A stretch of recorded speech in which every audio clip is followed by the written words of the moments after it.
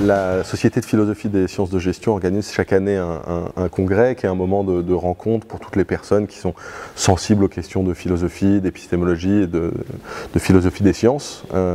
Donc on a le plaisir d'être dans vos locaux, notamment grâce à Erwan Lamy. Pour la première fois cette année, c'est l'ESCP qui l'accueille sur le thème du management de la vérité et vérité du management. On a voulu voir un petit peu comment ces notions de management et de vérité pouvaient s'articuler. Il y a eu 2 tables rondes qui ont été organisées. La première sur les articles et les publications scientifiques, les revues scientifiques, et la manière dont ces revues peuvent plus ou moins faciliter la production de vérités scientifiques.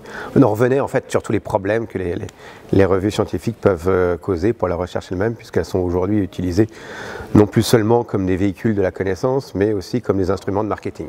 La seconde table ronde, elle, était autour du thème de les entreprises et leur histoire.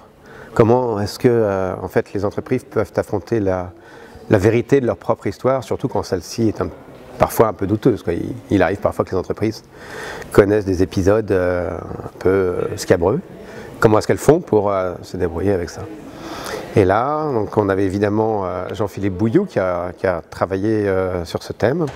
L'ESCP Europe, alors c'est un soutien logistique, mais c'est aussi un accueil académique. Il y a un certain nombre d'enseignants-chercheurs locaux qui se sont joints à nous, comme Jean-Philippe Bouilloux ou Ghislain Deslandes, qui vient de faire une conférence passionnante pendant la session plénière.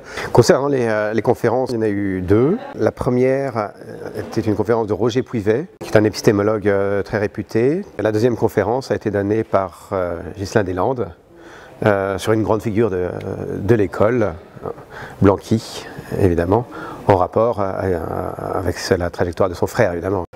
Et quelle est la marque de Blanqui sur la pédagogie spécifique de l'école. Moi, j'ai fait une communication pour défendre l'idée d'une vérité absolue dans les organisations. Je sais que c'est assez peu entendu. La vérité absolue a mauvaise presse, surtout en sciences de gestion. J'ai expliqué pourquoi elle ne devrait pas avoir mauvaise presse. Jean-Philippe et Ghislain ont présenté leur travail sur ce problème du dire vrai parmi les managers. Comment est-ce qu'un manager peut gérer la nécessité ou pas de dire la vérité au sein de son organisation?